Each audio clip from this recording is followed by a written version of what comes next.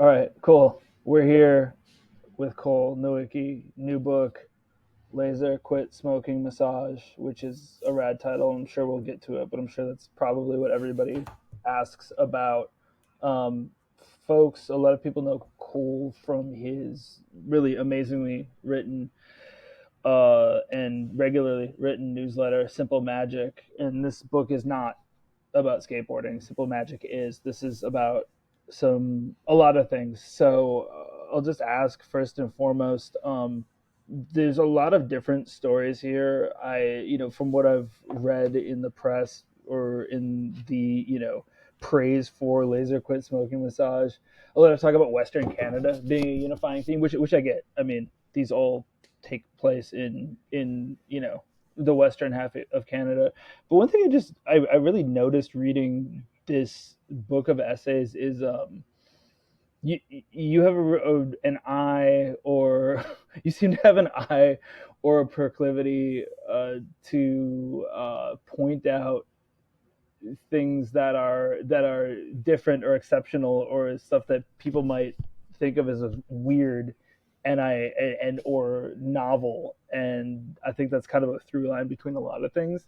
And I guess I just wanted to start by talking, like, was there any through line that or any like theme that you thought of when writing these, other than Western Canada, that brought these together, or is this just kind of an extension of how you see the world?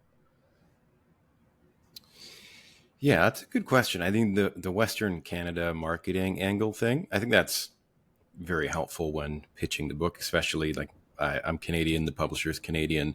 It sort of helps define the market.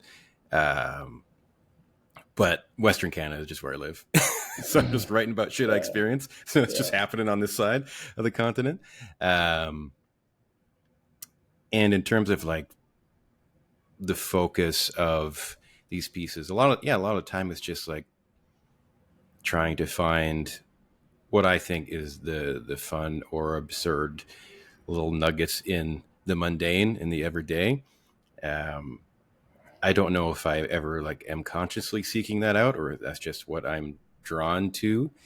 Um, yeah, and these pieces in the book, they're like essentially a collection of my writing from 2016 to about 2022. Um, so there are definitely those themes that I've been exploring over the years, which is just, I think, maybe overall just trying to entertain myself yeah, from yeah, a small town in northern Alberta where it's like all I did was either skate or just made little figurines out of twist ties that you used to close like garbage bags. And I used yeah. to make like little worlds out of my twist tie guys. I'm just like trying to entertain myself. So if it's like, I hey, there's a big stinky flower in Vancouver, it's about to flower. I need to go check out this stinky flower. that's really interesting, and that helps paint this in a different color for me. I guess another way to look at it is, if you take the contents of this book and the various essays and what they focus on, um, anything from like a series of, sort of absurd looking home businesses, people like converting their homes into sausage stores, or yeah, an exhibition of a flower that smells bad, or like a weird uh like website about viral things that aren't actually the viral things themselves, but like a weird second tier exhibition of stuff that you've already seen on the internet website, or like, I don't know, just like a weird karaoke guy in your town. These are like things that I think should stand out to people because they're all like kind of exceptional in a certain way, but they're the things that people don't point out. They're the things that people don't really. They're like, oh, yep, weird karaoke guy, he's here. Exhibition for a flower that smells bad. Yeah, people would go to that. Shouldn't we be talking more about this stuff? I don't know. Right? Like, isn't it all kind of word like stuff that sticks out where you're like, wait, what? Yeah, I mean, I think a lot of this stuff, and again, like I don't know if I'm ever just consciously doing this. I think we just see it more as like a novelty. Because I know our Cannabis, who is the karaoke character, he's still like a staple here in the Vancouver karaoke scene. I see him walking up the street every now and again, still in his leather duster. It's fucking Yeah, June. Um, really interesting guy, but it's like, I think I also just find it interesting for myself to explore beyond the surface level of those people and those subjects. You know, also like trying to humanize someone like our Cannabis. Like, why do you wear this giant leather duster? Why are you so attracted to karaoke? Why does he like speaks in his own uh like language essentially? favorite part that you broke that Yeah, down. yeah, it's like a mix of like old English and like fantasy tongue, and it's, you know, when I interviewed him a number of years back now, it's like it takes you probably like 10 minutes to adjust and really start understanding what he's saying, because he's just on a different plane, and that, I think that is, you know, it's weird, but it's also interesting, and I think something, you know, worth exploring, and that's just kind of the stuff that I like getting into. Yeah, yeah, and I mean, speaking of humanizing and whatnot, I do feel like what I really appreciate about this series of essays too is it's not just a goof. You're not taking this person that you've seen out who, you know, by most folk standards is, you know, sort of like exceptional or othered or something. You really like tell us who he is as a person and get to this level.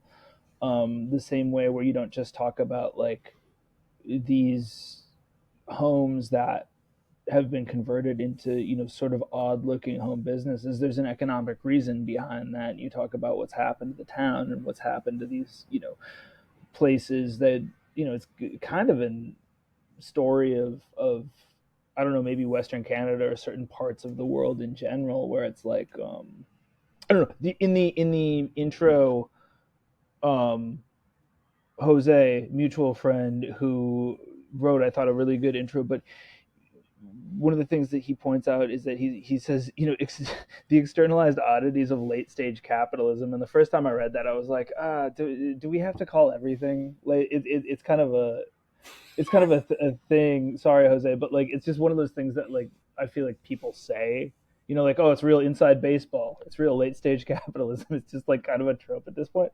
But then the more that I thought about it, was like, no, I think that's like there's a real theme here where it's like people have to make money somehow, and like the ways that they do just get, because of the time that we're in, just get increasingly odd. So you get to the point where, and you know, I'll let you do the talking, but you see signs that say things like laser quit smoking massage, and that's, you know, this is a consequence of our time. Yeah, it's just someone trying to make it work wherever they can, which is in their home, performing some sort of procedure that will help you quit smoking potentially. It might involve lasers. The massaging might be separate. I don't know. I tried to get in touch, and they weren't interested. Um, but yeah, and I think, as you're saying, it's like you can sort of add the blanket late stage capitalism to everything, and it seems a little trite at some point, but it's also just the way it is. Like I write a weekly newsletter, and like every fucking week, I'm like, something something capitalism, something something bad, and I realize I sound like I just fucking like read No Logo or something, and I Yeah, know right. it gets Yeah, like probably yeah. probably really tiresome for the readers and also me, but I'm also like, that's how do you not focus on that stuff, because that's just also the reality. um yeah, and in terms of the title essay of the book, Laser Quit Smoking Massage, um I was I jumped along on tour with my friend's band, and we are going through Saskatoon, and just there was a strip of houses that all had very similar signage promoting just home businesses, and I thought that was interesting because I'd never seen such a concentration like that before. Um, and when I pitched the piece to Maisonneuve, which is a magazine up here in Canada, um, I'd had like a draft of it, but they're like, you need to go further. You actually need to start talking to city officials and find out, like, is there a special zoning thing going on here? And I was like, you're right. That's probably closer to journalism. And that brought it all um, together, really, because it helped totally. understand. It helped me understand as a reader, like, where these seemingly very absurd signs on houses came Yeah. from. It's like Yeah. you go on to talk about how, where you were going through is an area, um, that had been, prosperous at one point and had been really, left out of the conversation economically, and people were, doing what they could to make a living, home businesses. Yeah. Yeah, Oh, yeah. And I mean, that was it. yeah. And, I had experiences and, my personal life, like when I was a kid, my mom had to take her sign shop in our basement. So I was also like trying to connect those threads as well on that piece. Um, like in the neighborhood my dad was living in at the time when I was writing the piece, the oil patch was not doing so hot in northern Alberta. So a lot of people had lost their jobs, and some folks in his neighborhood had just banded together and started like their own ragtag taxi company. They were just essentially just like Uber. And then people just making do essentially. Yeah, yeah, and that was really cool that you were able to, it felt like seeing a parallel side of the story that you wrote, where you talked about your own experience, your mom having a sign shop in the house that you grew up in, and talking about that. And, that was to me, again, as a reader, it was a way to really like humanize the conversation and not just make it this sort of like, I don't know, caricature of goofiness, just saying, oh, what is this, what is this person doing? Why would they have such an absurd sign? It's like you really humanized that to me. So I thought that was great. And yeah, yeah, I don't know. I feel like that's an overarching theme that I pulled out of this, was just like none of it felt, none of it felt like it was punching down. It all felt very like you as an observer were involved in that conversation. And I don't know, where does that come from? Does that come from you growing up in Western Canada in a small town, and being able to, I don't know, I mean, you live in Vancouver now, but it's like there are some people who might move out of their small town and be like, oh well, fuck those people, they're all morons, like you don't have that attitude to me in your writing. That doesn't come out. So I just, what does come out when you want to talk about, I don't know, people who are from where you grew up, or if you see things that remind you of what's the town called, Lac La Biche, is that it? Lac La Biche, yeah. Lac La Biche, yeah, there we go, yeah. Lac La Biche, yeah. Lac La Um, Biche, yeah. yeah, I mean, I think for me, and I'm glad to hear that it doesn't come off like I'm punching down, or that hopefully I'm humanizing the subjects in the book, because uh, that would be the intention. Um, yeah, because I think for me, in terms of why I do that, I mean, I don't know. Grew up in a small town, it can be pretty rough. Live in Vancouver, there's uh, persistent inequality in the city. You can see it Yeah. essentially everywhere you go. It's prohibitively expensive to live here. Like you can't get a house for like a 2 bedroom house for like under $2 million, and even then it'll probably be a tear down. So it's like And, things aren't really going great. So it's, on one hand, it's also like really easy to punch up because that's like yeah, the only right, I direction. get that, I get that, yeah. And like Good in the city point. of Vancouver, like there's a piece in the book where there is a clause for when developers build these large scale, whether it's condominiums, etc. They have to, if it reaches a certain size, they have to install some sort of public space or public art. And down by Granville Island here in Yeah. Vancouver, underneath one of the bridges, they installed uh, like, I forget exactly how much it is. It's like tens, maybe even closer, like over $100,000 crystal chandelier art installation, and it's like under a bridge, and it's kind of this perfect metaphor. It's almost just too blunt to even be a metaphor, where it's like, hey, we Right. built these condos, none of you can live in them. Here's this glass chandelier that costs It's hundreds of thousands of dollars. You can stand under this as it like twists around.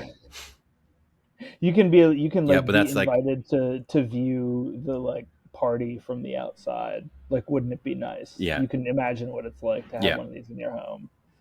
Yeah, that's yeah, I mean, there is one, a lot of absurdity to that, and then two, yeah, punching up becomes pretty easy at that point. yeah. Yeah. Although, I mean, sometimes like I do enjoy doing that sort of criticism, and then sometimes I wonder uh, whether it is always worthwhile, or if it's just mean. Like last week in the newsletter, I was just doing some freeform thinking about like Ty Evans' evolution as a filmmaker, and how, you know, he made some of the most iconic skateboarding films of all time, like Modus Operandi, Yeah Right, Chomp on This, and then he does stuff like We Are Blood and The Flat Earth, and then that Sky Brown commercial that came out. And it's just, to me, I find it like really startling, this his creative evolution. I get it though. He's made a choice to appeal to brands, essentially.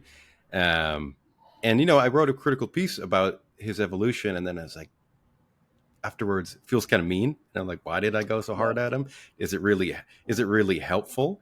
Um, but I'm kind of just going on a tangent here, but it's probably just because I still feel bad about doing that. But Listen, this is your space to talk about what you want. No, I mean, there's I think that that's right. there's a big arch there though where we can talk about being able to write about certain things that you find absurd, and then there's a way that you write about them where, you know, you feel the need to humanize people in, you know, in a pretty serious way. And then there's this way where you see something absurd and you're like, well, this is clearly like, um, you know, the product of something that makes our society quite unequal. I'm just gonna go ahead and punch, and I'm pretty sure it's you know, it's up. You know, I'm pretty sure I'm not Yeah, punching down.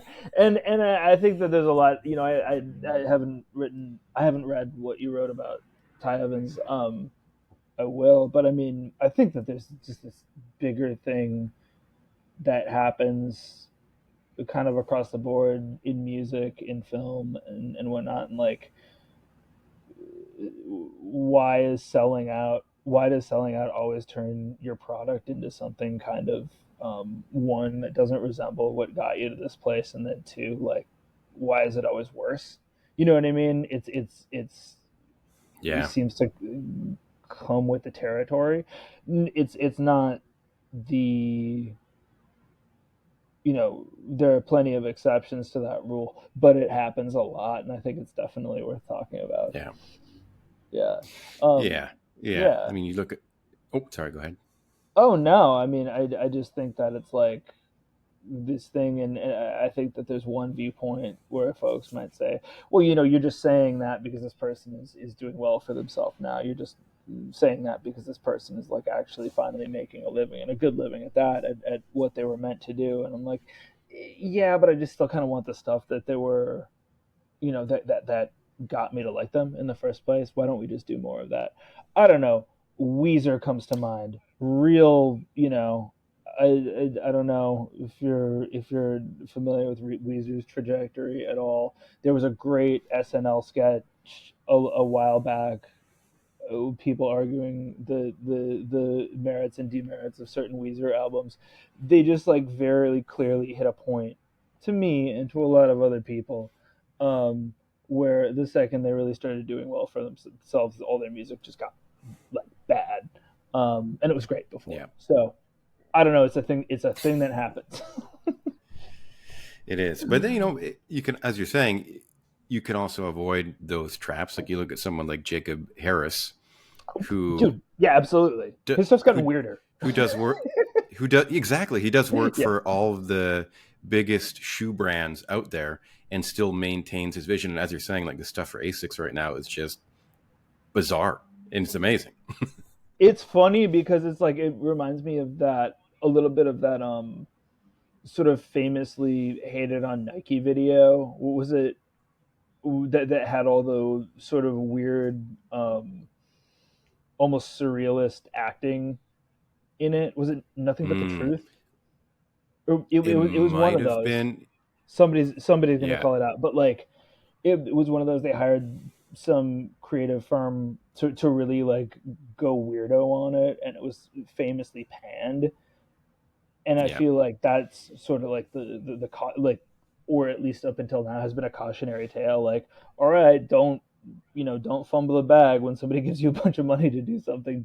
Yeah. Don't go full weirdo. Um, but this dude definitely has, and it's awesome. Oh, yeah. Yeah, Yeah. Yeah. yeah. That's pretty great. And yeah, we weren't really talking about the book anymore, but I think that there's a lot to talk about just in general, tying together like this book, essays about the world or the way you see the world or the place that you're from and how it connects to other places. Was that in your head a lot? Writing what you've written, a lot of it skate related. Have you just had, you know, the want or the need to just write something else? Yeah. I mean, most of this stuff was written before I really started going full blast at skateboarding related writing. Because you were saying it goes back to 2017, was Yeah. it? Yeah, Yeah. 2016, 2017. 2016. Wow. Yeah. Um, yeah. So I feel like it's just in the past 3, 4 years that well, since I started doing the newsletter every week, that I've really just should probably write some other stuff. For sure. For sure. Yeah. but, um, but I think even using skateboarding as a lens to explore different subject matter is a fun exercise as well, because skateboarding is this sort of everything activity. You can apply it to most things, whether that's in a philosophical sense or what have you, the economics of it. You can find parallels with skateboarding with most other things, other sports, etc. Yeah. But yeah, when it comes to just different topics in general, yeah, I mean, I probably should make the time. Um, I I have some ideas that I want. I wrote a previous book about the Tony Hawk's Pro Skater video game franchise, and when I was working on that one, I wanted to use a meme in the book. The domino meme where the guy's like pushing over the small one, and then it knocks over the very big Oh one yeah. at the end, Yeah. and it's like, yeah, and then someone puts like such and such happened here, which is equals to that at the end. So that is actually a professor emeritus at the University of Toronto. It's from one of his instructional videos from like 2011 or something, Oh, and I I wanted love to that. I use. love going deep on a meme. Like when you find the Oh yeah. original content, sometimes it's just mind blowing. Oh yeah. So my publisher, because I had the meme, it was something like I made the memes to be like Tony Hawk lands the 900, and then the big domino falling over is skateboarding in the Olympics, some shit like that. Sure. Um, and my publisher was like, if you want to use the meme, you need to find the meme guy and you need to get his approval. Um, Whoa. so I found him, and then I just emailed him, and I was like, is it okay if I use this in the book? And he's like, yes. This is far beyond my control now, but just credit me. And it's like, I really want to explore what that is like from this guy's perspective, having his image. I mean, people have done pieces like this already. But specifically focusing on this guy, because he's also like an artist in his own right. Like he records, I believe, the sounds that icicles make as they form and break, Oh, and that's like so cool. With makes that like soundscape art like creaking that. sound. Yeah. Oh, I love that. Yeah, Yeah. yeah, yeah. So he's like a really interesting guy. So like even just getting back into that writing. I really should do that. Although now I'm currently trying to put together a collection of my skateboarding related writing along with a bunch of new stuff. Yeah. So I'm just like fully in skate mode right now. I don't even Mhm. remember what the question was. I'm just so back into skate mode. I gotta pull back. No, I think you answered it. I was just talking about the book of essays being a product. Was that a product of wanting to get something else out of your writing, something that wasn't about skateboarding? And you're talking about, hey, listen, done a lot of skate writing. Now I'm trying to pull that together. As an example, meme guy. I think it, I think Meme it guy. all I think it all comes together. Yeah. So one other thing that I, I wanted to talk about is this kind of flip side. You get into it, and I'll let you do the talking, but this thing that kind of reflects on the precarity of labor in the current society or in the world in general. I couldn't help but thinking about in the chapter entitled "Amazing Facts About Camels." This I hope this makes sense to you or to somebody out there, but I started thinking about the movies Drive with Ryan Gosling and what's the other one, Nightcrawler. Oh, just about movies that kind of take this idea of somebody oh, I'm a professional stuntman, or I'm a professional driver or a professional journalist or something, and what that actually means in society right now can just become so absurd. I'm a professional writer. Enter amazing facts about camels, the chapter, and what that means. Would you mind just talking a little bit about that, because it hit me on several different levels. Yeah, so that piece is about a time a number of years back where I was just trying to look for work anywhere really as a writer because that's what I'd wanted to do. Um, I'd done some graphic design work, just general labor stuff, worked at the dump, um, and looking for work online. And there was this place looking for content writers because that's what writing has become, content. Content. Everything's just content. Yeah, it's all just content. Yep. And they essentially, as you alluded to earlier on, this is the piece that does like celebrity or a website that did celebrity gossip news, just like fun facts about camels, which were essentially just articles that were just ripoffs of Wikipedia and stuff. And this website was called, and this is a real website, by the way. It was also Vancouver based. It was called Poop Time. That was just the name of the website, Poop Time. A real thing. They had, you can, it's no There we longer go. online, but you can search it up in the Internet Archive. Um, and they were looking for writers. And I would like to say I was never like fully committed to like applying. I never did, but I was like, they're looking for writers. This could be the start. This could be the start. Yeah, and just gotta write about all the celebrities that died in 2018. Rest in peace, Vern Troyer, Mac Miller. You just gotta write shit like that. That's all you gotta do. Um, Right, because at this point in culture, that's what being a professional writer is for a lot of people. oh yeah, it's just chumbox style articles. Yeah. Media is in a steep decline. Even just yesterday, the news that MTVnews.com just wiped 20 years of history. They just took the whole website down.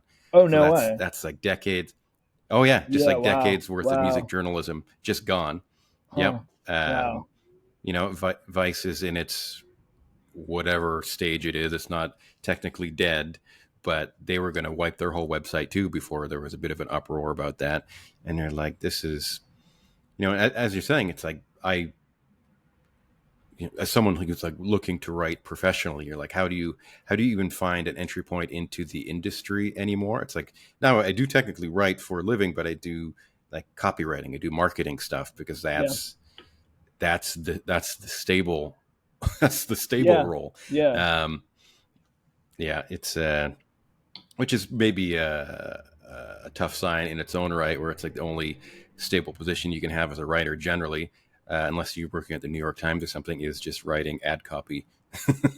Right, and that, I mean, that's its own distinction to make, where it's like, to be a professional newspaper writer, like, how many of those jobs exist anymore? It's not really much of a thing. Like you're saying, you would have to be at, a pretty serious institution, um, to even make that a real job. And that's what I found so interesting about that. Like, you really did dig in and explore the like application process and what that website entailed. But to me, I just couldn't stop thinking about, like, this journey of, like, what it means to dig in on yourself and be like, no, I'm, like, passionate about writing. I feel like I'm good at it. People seem to like it. Like, let's go. Let's make a go of writing. And, like, yeah, man, that's what's out there. It's like, it's just. I Yep. love that you called it chumbox writing. It's like, that's what that is. Yeah, I mean that's essentially what a lot of the internet has become. Just those chumbox ads that you see at the bottom of like NBC News or whatever. It's Oh, like that's totally. almost Yeah. just what the internet is now. Yeah, and it's Yeah, like it's it, and not to bring it to, like, a bummer place either. You, like, explained it and dug into it in a very playful way, which I thought was great. oh yeah, and poop time. Yeah. I eventually came to find out that they weren't going to pay you. It was Oh, just for essentially right. just exposure. Yeah, The exposure, which yeah, is, uh, when you have an institution like that, it's basically as good as like poof gold. time. Exactly. Yeah. Yeah, Yeah. It's fucking and I great, recently man. looked up how much the URL would cost, and I think it was like $1,300 because poop time is now defunct. But if you want to resurrect it, I think it's True. like 1,300 bucks. It could be yours. The Could world be is yours. yours. You could really make a go of it. Well, that's funny too, because, like, there was this whole, like, that's kind of what we're seeing fade now too, is like the like content aggregator websites, that start a lot of them started out as kind of like having their own voice, but generally like the BuzzFeeds of the world, um, Yeah, just all kind of blend, and very quickly, within the course of, really just like 5 years or so, all kind of like, it feels like the singularity approaching. You know what I mean? They all just turned into these just kind of like garbage dumps of websites, of like content there. dumps. And so I guess some of that has to do with, like, we just all have other ways of getting content now. There's like content delivery apps on our phones, and that's where a lot of people get their hot new content from. And, like, the era of having a website to go to is just kind of a thing of the past. But man, did that ever happen quickly? Yeah, yeah. Apologies if you mentioned that you cut out a little bit, but yeah, I think the hunt for SEO as well has really shaped the internet into this bizarre thing where everyone is just striving to get views on their websites by Oh, whatever means sure. possible. And that means Yeah. shaping content, that means shaping headlines. And now Google doesn't even function the same anymore. Like they changed Yeah. their algorithms. So it's like there's a study that there's like this product review site put out a couple months ago. What is it called again? I can't remember. Just looking at the precipitous drop that their view counts have taken, just like as Google shifts its algorithm, it's like 75% of views just gone, just Wow. because Wow. Google just Wow. does a tweak because they can, and that's contributed to the death of digital media for sure. It's Sure. just being so reliant and subservient to the search engine, which does not care about the stuff that you're doing. Not at all. No. And then it's like, I'm sure there's a cycle around that stuff too, where it's like, okay, well, then now how do we please the search engine? How do we feed the algorithm? It's like, let's retool Oh yeah, everything. And whole industries, it's like $1 billion right. industry. Oh yeah, Right. SEO optimization. Yeah. yeah, Yeah. cool Definitely. stuff. Yeah, and I think that, like, if there's something to be said too, I feel like, um I don't know, this book of essays, I just keep coming back to it and calling it a book of essays because I like that it's a book of essays. But, like, what a time to have I just like the like, sound of it too. I'll take it. hey, no, that's great. Just what a time to have some stories or some writing to really dig into that does feel very human. I really appreciate that in the world, and things like that being put out into the world, because it's like you're saying, a lot of the content that's out there, or at least what's seems to be readily available, or easy to get, doesn't feel like that, because we're talking a lot about, how to make content with AI, with computers, or what converts the best, or just the things that don't really feel um, human, and this book does, which I thought was great. Well, I appreciate that. Thank you. And I mean, that's, again, we're being pretty doom and gloom, but there's still a lot of great stuff going on Yeah, the internet. So many good authors. Like even Jose, his new book Chipped is amazing. There's I lots thought it of good was stuff great. out there. It's I just, Yeah, oh yeah, I mean, tell me about it. What do you like that's out there in the world right now? Let's elevate let's elevate the people here a little bit, and just tell me a little bit about what you find joy in. yeah. Jump back just a little bit. Yeah, I do have to give a shout out to my publisher, New West Press, because the book it's pretty silly. Like yeah, yeah, it's. I'm a little surprised that anyone wanted to publish it. To be honest, I'm glad yeah. that people enjoy it. But I was like, there's literally a story in here where I'm just trying to find out who pissed on my balcony. That's the whole piece, and just trying to solve the mystery of who done leaked out there. Yeah. Um, but yeah, so shout out to New West Press. And in terms of what I've been into lately, I mean, uh, I just finished John Jeremiah Sullivan's Pulphead, which came out in 2011. It's a collection of essays. He's like a big name magazine writer, which I just like wasn't familiar with. I do have like a lot of these blind spots that I'm just shocked by every now and again, and then you come across someone's writing Everybody and does. like his, That's why we talk about it. You yeah, know what I mean? oh yeah, and like he's just does like really amazing investigative essays, just going so deep into subjects. Like he goes to Jamaica and hangs out with Bunny Whaler, the last of the, So, at the time, the last surviving of the whalers. Um, there's an amazing essay, the last one in the book, where he and his family had moved into this house in North Carolina, which is one of the houses they filmed the One Tree Hill in, and then essentially just exploring what the experience was like having your house become a movie set while you have a newborn. He's oh wow. just like really kind of odd little tangents and stories like that I enjoy. What else have I been reading? I just finished Jay Ritchie's collection of poetry called "Listening in Many Publics." He, I believe, is from Montreal. That collection is great. Um, what else have I been reading? Oh, Basketball Feelings by Katie Heidel. I believe it's how you pronounce her last name. She's from Toronto. She covers the NBA, and it's just really interesting analysis of sport, along with tying in the personal into that. I would suggest subscribing to Basketball Feelings. She does a really great job. Um, yeah, what else? Hanifa Durakib's new book, There's Always This Year, another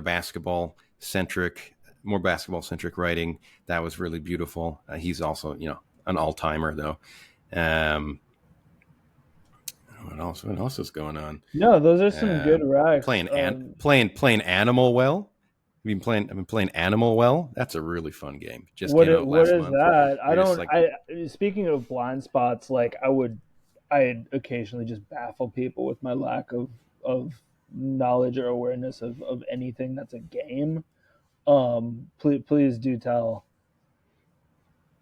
oh, so I am a big fan of Metroidvania style games, which are essentially side scrollers, but you can explore and come back to different rooms or levels or Hmm. whatever. Um, Essentially, it's just like a lot of discovery and like uh, secret uncovery and stuff like that, leveling up your character so you can reach different parts of different levels or different Huh. scenes. And in Animal Well, you're just like this amorphous blob, and you bounce around and you interact with all these creepy, surreal animals, and you solve puzzles. Sick. And I have one puff off of my pre-roll joint because that's all I can take, and I just sit there for a couple hours, and I wander around the well. Oh, great times, great Yeah, sounds. times. I mean, sounds fantastic. Yeah. Um, Those have been my evenings lately. love it, love it. Are you you're into basketball? Who's your team? Who's my team? Yeah, if you have one. uh, by default. So I'm a pretty recent basketball guy. Yeah, 2019, my one of my best buds. He's like, "Hey, you got to come over. The Raptors are on." I'm like, "Okay." Turns yeah, out they win everything that year, so obviously yeah. I'm hooked. Right, So right. I would say the Raptors. Sure. Yeah, so I'd say the Canada. Yeah, Raptors, but man. it's a pretty dismal existence currently. Got it. Um, but I was bandwagoning on the Knicks super hard. Um, yeah, so it's just pain. Sports Yeah, fandom is pain. pain. Jalen Um, Brunson breaking his hand I too. That's band. real pain. Oh, oh Yeah. my god. Um, yeah, bandwagon with the Oilers for a solid 4 games right up Dude, until what yesterday when they was lost. that? I know, man. That game was like that was hard to watch, especially the very end, because it really seemed like they were going for it. Yeah, I think what's his name, Bouchard had like 8 shots at one in like it felt like 30 seconds. yeah. It was pretty unreal, and they still like it was so close, but it wasn't happening. Forcing a game 7 like that, though. I mean, hats off. Connor McDavid still I know. Historic. legendary. Didn't Yeah, win, but legendary, man. Historic game, and I yeah, don't know. I feel like the whole world yeah. was watching. Yeah, only to see Oh only yeah, to oh see yeah. I just saw a Florida news pull report. ahead. Apparently, he Yeah. has. Yeah, Florida. Come on. I just read a report. Apparently, he has an abdominal injury that's going to need surgery. McDavid Oh, does. really? Oh, Yeah, I and didn't see apparently that. Draisaitl had. Yeah, apparently Draisaitl allegedly has like a broken finger and rib that he'd just been playing Dude, with.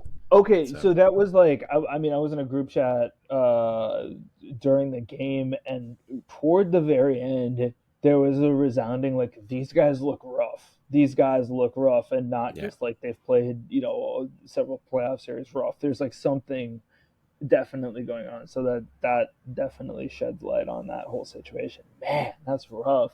So we don't get a McDavid's in where there was going to be a McDavid's in Edmonton, a McDonald's that changed its name to McDavid's if they won supposedly. We don't really. get that, and now these guys are all beat up. So that's really sad. It's all sad, and we get to Oh see a man, Florida team win. Yeah. that's twisted. Yeah, That's it is. twisted, man. It is. Yeah. Yeah. Well, cool. I don't know. What else Damn do you you, want? Gary Bettman. Okay. What? Let's get back to the book. What do you want people to know about this book? Do you have anything else you wanna tell people about this book? Because it's I want everyone to read it. Um, I also want that. That would be nice. Yeah. If you would like There to you read go. it, please feel free. It might be at your local bookshop. You can find it at newwestpress.com. Um, what do I want people to know about the book? Um, I had a lot of fun writing it. Yeah. I think I hope it's enjoyable. People have been saying, people are talking. They're saying it's not bad. I see They're it saying all of. it's, I they're love saying it's, it.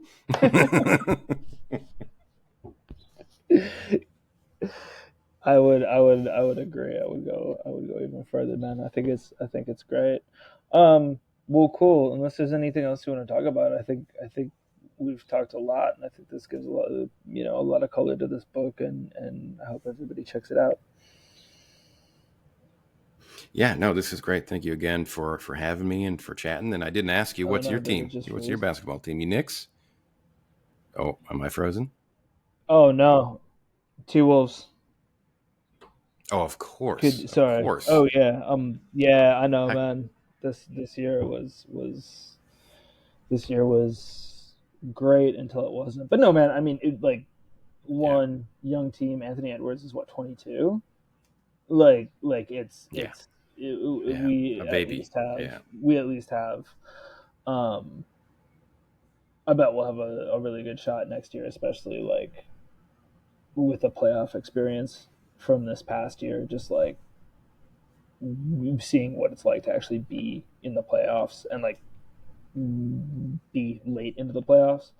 Um, and similar to what we were talking about with hockey, forcing, we forced a game 7, and it was like really cool to watch. But like and it's like it makes for such a great story, but also like you don't want to be in that situation. You just Yeah. want to be winning. Okay, like maybe you don't win in 4, but Yeah. like you want to be winning, and like that on the one hand is like obviously a testament to a team being really resilient and being able to like Yeah. you know pull it together against all odds and stuff like that. Again, you don't really want that. You just want you want a mellow win. And I feel like somebody at one point said to me like Minnesota sports teams can never have a mellow win. There's like the thing with the Vikings, but in like what was it, 2018, the Minnesota Miracle, where they won by this just like absolutely seemingly impossible catch. Um, Stephon Diggs, and it was just this. It shouldn't have happened, but it did, and it made us win. And like that's kind of becoming this trope with Minnesota sports. Like for the longest time, it was like all these teams just kind of suck. Um, since like '91 World Series with the Twins. I mean, we had Wolves have had some good years in the past 20 years. I don't fully mean that, but like overall, in the past probably 6 or 7 years, it just is kind of becoming this thing of like, yeah, they'll win really big occasionally, and it'll be kind of preposterous when they do. So I don't know. That that Yeah. that just seems to be a thing. Timberwolves definitely included in that. Um, I love that. yeah, I don't know. I don't know. Here's to a preposterous win next year. It'll be awesome. Let's Maybe do it. I don't know. Here's Let's do it. to all of us having preposterous wins. Preposterous? Oh Yeah. my God, what's the word? I don't know how to say it. Pre- pre- Preposterous. Pre Here's to pop. all of our wins. Here's to all of our wins. All right, let's win. All right, thanks so much, man. Dude, it was a pleasure. Thanks for having me. All right.